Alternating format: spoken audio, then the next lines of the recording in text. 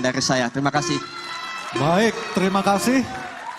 Selanjutnya kita beralih ke pertanyaan untuk calon wakil gubernur nomor urut 3, Bapak Rano Karno atau Sidul. Untuk itu kami persilakan panelis Dr. Didi Soharyanto SHMH untuk mengambil undian pertanyaan subtema ke-6 dalam fishbowl. Mohon tenang hadirin, Pak Didi. Oke, dibuka dulu, silakan. Subtema tentang apa yang diambil oleh Pak Didi Soharyanto? Problematika Gen Z.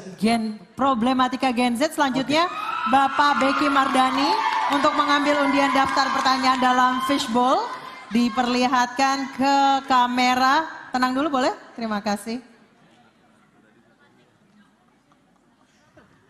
Problematika Gen Z huruf A. Huruf A. Oke, A yang paling depan. Oke, masih tersegel.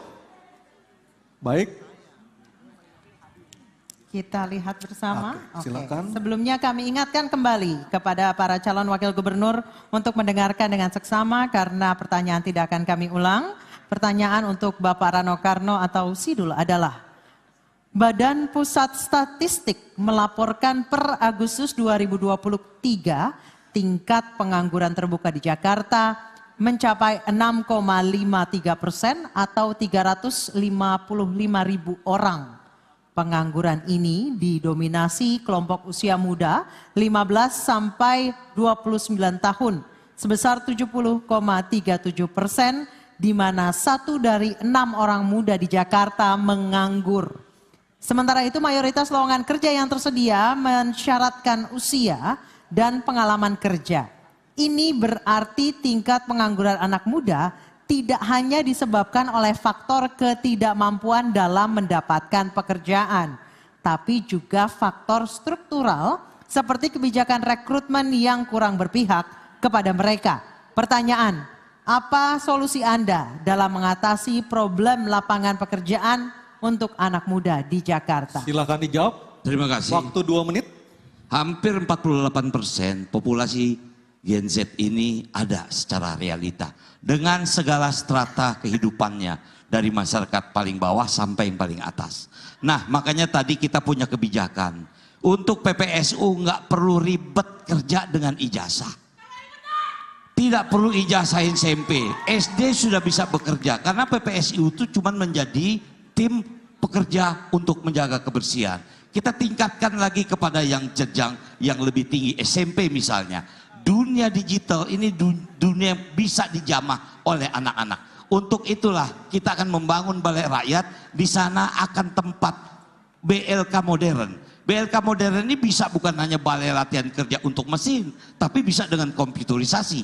Banyak para swasta membuka sekolah-sekolah animasi. Saya tidak ingin menyebutkan, tapi banyak sekali jurusan-jurusan seperti ini. Mungkin kita akan aneh mendengar banyak anak Indonesia menjadi kreator-kreator pembuat animasi dunia.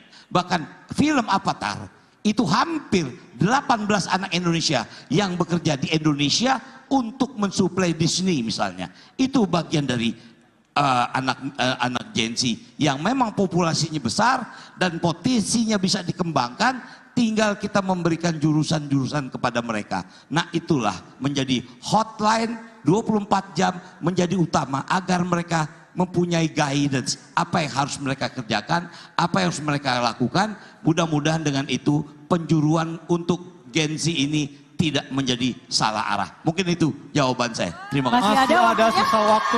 Sudah cukup baik. Oke, baik. Baik, bisa dimulai mungkin timernya. Selanjutnya kami persilakan calon wakil gubernur nomor urut 1 Bapak Suswono untuk menanggapi jawaban calon wakil gubernur nomor urut 3. Pak Suswono, waktu Anda 1 menit, silakan. Ya, tentu kami akan memastikan Gen Z tidak perlu khawatir karena kami akan menciptakan lapangan kerja yang cukup banyak. Pertama tentu adalah mendorong wirausaha muda. Ya, dan dengan program apa? Inkubasi dan akses modal. Karena anak-anak muda ini anak-anak kreatif. Asal didorong dengan diberikan permodalan, insya Allah mereka akan tumbuh kreativitasnya. Kemudian juga akan dilibatkan dalam gerakan sosial dan lingkungan. Sekarang ini anak-anak muda luar biasa kepeduliannya terhadap lingkungan. Berapa kali kita melihat gerakan-gerakan untuk membersihkan sampah, begitu cepatnya antusiasme dari mereka-mereka yang merespon gerakan anak-anak muda. Dan yang lebih penting lagi adalah pelatihan siap kerja, dan nanti anak-anak muda akan magang di provinsi, baik di BUMD maupun di kantor gubernur. Jadi mereka akan mendapatkan pelajaran langsung di lapangan. Terima kasih. Baik, terima kasih. Dan selanjutnya kami berikan kesempatan kepada calon wakil gubernur nomor urut 2, Bapak Kun Wardana, menanggapi jawaban calon wakil gubernur nomor urut 3. Kami persilakan, waktu Anda 1 menit. Ya. Permasalahan utama saat ini adalah ketidakcocokan antara persyaratan keterampilan dari pasar kerja dan kompetensi dari pencari kerja, yang khususnya para Gen Z ini.